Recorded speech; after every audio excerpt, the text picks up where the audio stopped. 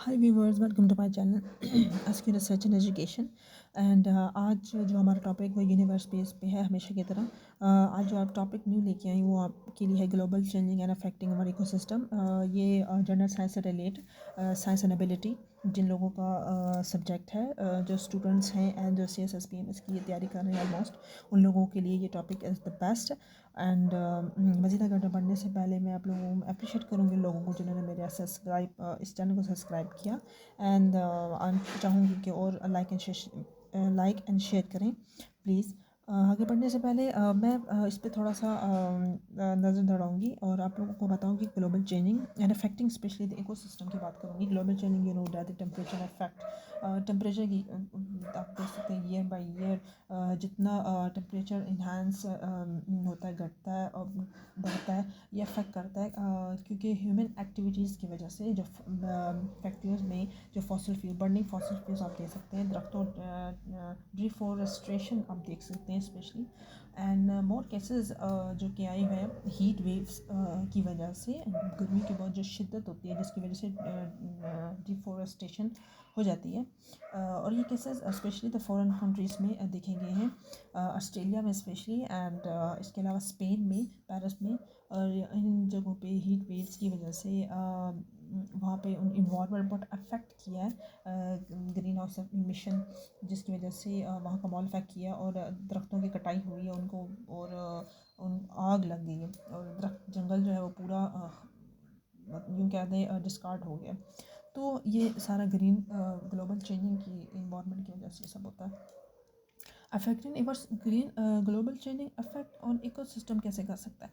Basically ecosystem पे affect करता है क्योंकि इकोसिस्टम बेसिकली इन्वायरमेंट को इंडिकेट करता है।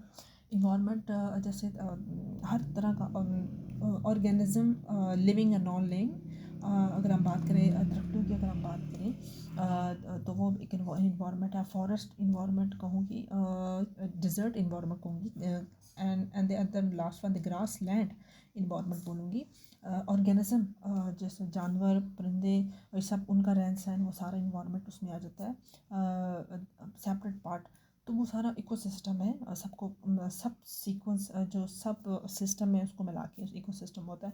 और ये ग्रीन हाउस जो चेंजिंग है, ग्लोबल चेंजिंग है, किस तरह इकोसिस्टम पर अफेक्ट करता है, that is the main point. और देन आगे बढ़ते हैं और डेफिनेशन के साथ साथ आपको विद डिटेल समझाऊंगी कि ये ग्लोबल वार्मिंग क्या है, ग्लोबल टेम्परेचर क्या है, और चेंजिंग की वजह से वो इकोसिस्टम पे किस तरह अफेक्ट करता है। तो आगे बढ़ते हैं। तो global temperature global temperature actually क्या है, जैसा मैंने आपको बताया कि टेम्परेचर ईयर बाय ईयर आप उसको रियलाइज़ कर सकते हैं कि टेम्परेचर में कितना फ़र्क आ जाता है because of the human activities. तो वे डेफिनेशन आप लोगों को पढ़ाऊंगी ताकि आप इसको रीड कर सकें, इसको समझ सकें। डेफिनेशन के साथ साथ ज़्यादा उसको समझ भी सकता है क्योंकि लिख भी सकता है। Global temperature refer to the average temperature of the earth surface and lower atmosphere, and it is currently around the 14 degrees centigrade. However, the temperature can vary depending on the location, time of year and the other factor, जिस तरह कि मैंने आपको बताया depending on the location, time of year पे ये उसके temperature चूँकि असर होता है। और लोग जो हैं वो किस तरह से, स्पेशली साइंटिस्ट, वो किस तरह से टेम्परेचर को कर सकते हैं। मुख्तलिफ डिवाइस जो क्या है, हाइग्रोमीटर से टेम्परेचर को मेजरमेंट किया जाता है, मेजरमेंट किया जाता है कि कितना टेम्परेचर, कौन सी लोकेशन पे कितना टेम्परेचर है और गर्मी की शिद्दत कितनी ज़्यादा और कितनी कम है, टूल्स से, डिवाइस से। Additionally, global temperature have been steadily increasing over the past currently due to human activities such as burning fossil fuels and deforestation, which have led to an increase in greenhouse gas emission and phenomena known as global warming. ये जिस तरह year by year आप देख रहे हैं कि लोग किस तरह से गाड़ियों को इस्तेमाल कर रहे हैं, ट्रैफिक जाम हो रही है, गाड़ियों का इस्तेमाल है, फैक्ट्री में बर्निंग फॉसिल फ्यूल्स हैं और ह्यूमन एक्टिविटीज़ देकर इंजन्स, ये इस तरह के, इसकी वजह से अफेक्ट पड़ता है टेम्परेचर पर, जिसकी वजह से फिर गर्मी की टेम्परेचर में चेंजिंग आ जाती है। गर्मियों की शिद्दत ज़्यादा हो रही है, हीट वेव ज़्यादा हो रही हैं और सर्दियाँ जो है वो कम हो रही हैं और ये बहुत ज़्यादा अफेक्ट करता है। और ह्यूमिडिटी में भी बहुत फ़र्क पड़ता है। ह्यूमिडिटी को फिर ईयर बाय ईयर आप इसमें चेंजिंग देख सकते हैं। नेक्स्ट चलते हैं ग्लोबल वार्मिंग बेसिकली क्या है? Global warming refer to the long term increase in the earth average surface temperature primarily caused by the release of greenhouse gases into the atmosphere as a result of human activities. The burning of fossil fuels like oil and gas for energy production, transportation, the other purpose as well as deforestation and the land use change are the primary source of greenhouse gas emission. The consequence of global warming include the sea level. Sea level rise, more frequent and severe weather event, changing in precipitation. ये global warming temperature की वजह से global warming में effect पड़ता है। Temperature global warming एक सब temperature है, मतलब ये इंक्रीज़ भी होता है और डिक्रीज़ भी होता है। ये अफेक्ट करता है कि अब टेम्परेचर क्या है। तो एवरेज जो इन्वायरमेंट अफेक्ट करता है, चाहे वो लोकेशन कोई भी हो, चाहे एरिया कोई भी हो, ईयर बाई ईयर अफेक्ट करता है, जिसकी वजह से green house gas emission green house affect करती है। सन रेज ग्रीन हाउस पर अफेक्ट करता है, सन रेज की शुआएँ और ऊपर से burning fossil fuels, human activities, और ये दोनों मिला के ग्रीन हाउस अफेक्ट करती है। यानी कि हमारा एटमॉस्फेयर जो है, सरफेस जो हमारा है, वो अफेक्ट करता है। देन सूरज की शुआएँ रेज़ जो है वो अफेक्ट करती हैं ग्रीन हाउस पे, और ग्रीन हाउस जो है वो गैस एमिशन करता है नीचे अर्थ पे। तो जिसकी वजह से गर्मी, इनकी जो हीट है, वो हीट वेव्स जो है वो हीट वो इंक्रीज़ हो जाती है ईयर बाय ईयर, और जिसकी वजह से जो अफेक्ट करती है अर्थ पे।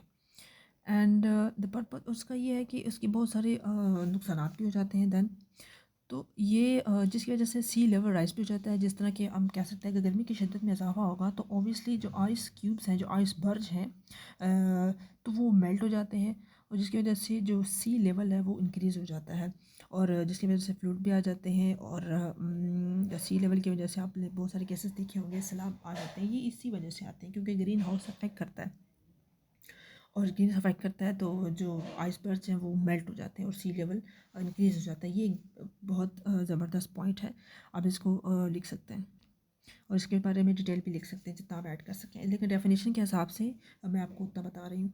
आप मज़ीद ऐड करना चाहें तो लिख सकते हैं गूगल करके। रीज़न ऑफ ग्लोबल वार्मिंग, तो ग्लोबल वार्मिंग क्यों होता है, इसकी रीज़न क्या है? Primary cause global warming is the increasing atmospheric concentration of green house gas, particularly carbon dioxide, जो कि ग्रीन हाउस जो अफेक्ट करती है, ग्रीन हाउस गैस एमिशन करती है, the carbon dioxide resulting from human activities such as burning fossil fuels, deforestation, and industrial process. These activities release large amount of carbon dioxide and another greenhouse gases which trap heat in the Earth atmospheric and cause the plant average temperature to rise over the time. ये इसी तरह उसी चीज़ को बार बार indicate कर रहा है, इस चीज़ की बार बार डेफिनेशन ये बात कर रहा है। ये सिर्फ डेफिनेशन है, आप पेपर में चाहें तो उसको दोबारा से इन्फोल्ड कर सकते हैं, दोबारा से आप उसको लिख सकते हैं।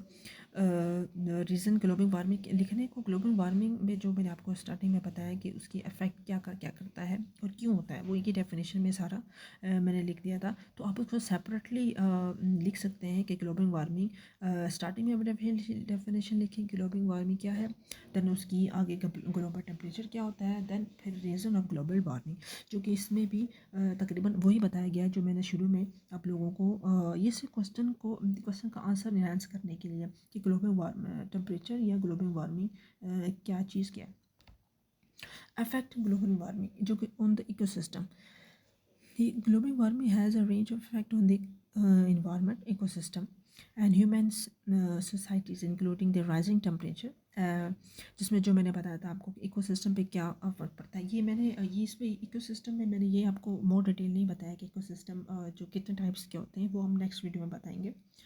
इकोसिस्टम कितने टाइप्स के होते हैं मैंने ज़्यादा डिटेल में नहीं लिखा, क्योंकि फिर उससे वीडियो बहुत लंबी हो जाती है। इस शॉर्टकट इसलिए मैंने आप लोगों के लिए वीडियो बताई है कि क्वेश्चन का आंसर, क्योंकि मेरा सिर्फ ग्लोबल टेम्परेचर ग्लोबल वार्मिंग में था और इफेक्ट ऑन इकोसिस्टम पे था।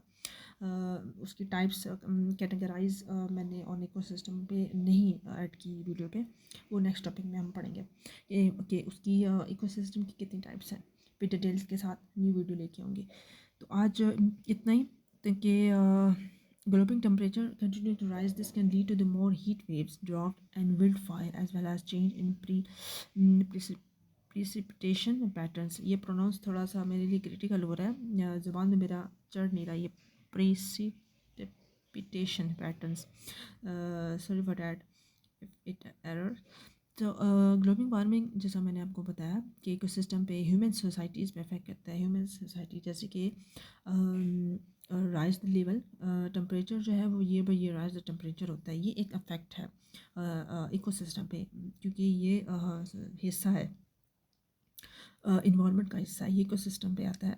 And more heat waves, drought, wildfire, जैसा कि मैंने स्टार्टिंग में आपको बताया था कि heat waves most of the cases जो जहाँ पे हीट वेव्स बढ़ जाती है तो वो अफेक्ट करती है विल्ड फायर में, यानी कि दरख्तों में डिफॉरेस्टेशन. देन फिर अफेक्ट करता है उस पर, फिर वो जंगलों की फिर कटाई होती है क्योंकि वो हीट वेव्स की वजह से, बल्कि वो खुद ही जल जाते हैं क्योंकि इतनी गर्मी हो जाती है वो आग पकड़ लेते हैं. और खुद साली हो जाती है ड्राफ्ट जैसा कि क्योंकि बहुत ज़्यादा तपश की वजह से फिर वो ज़मीन खुश्क हो जाती है, दम खुश साली उसको जिसको कहते हैं. एंड ये इस तरह की अफेक्ट करता है और इकोसिस्टम पे ग्लोबल वार्मिंग पे. और नेक्स्ट है सी लेवल, जो कि ग्लोबल वार्मिंग का हिस्सा है कि अफेक्ट करता है सी लेवल पे. Temperature warms, glaciers pay, ice caps melt, causing sea level to rise. This can lead to the flooding and the other coastal hazard. ये और दूसरा फैक्टर इसका ग्लोबल वार्मिंग का है सी लेवल पे कि ग्लेशियर्स पिघल जाते हैं और देन उसका सी का लेवल इन्हांस हो जाता है, लेवल अप हो जाता है, जिसकी वजह से सैलाब आना शुरू हो जाते हैं. आज के लिए इतना ही. नेक्स्ट लेके आऊँगी इकोसिस्टम पे. इकोसिस्टम कितने टाइप्स के होते हैं, जो कि मैंने वैसे आपको बताया था. इन्वायरमेंट फ्लड के हवाले से, डिज़र्ट के हवाले से, and the other one I think so the grass land. And 4 types हैं इसके इकोसिस्टम के, वो मैं स्टडी करके फिर आप लोगों के साथ शेयर करूँगी. टिल देन नेक्स्ट वीडियो, अपना ख्याल रखिए, बाय बाय.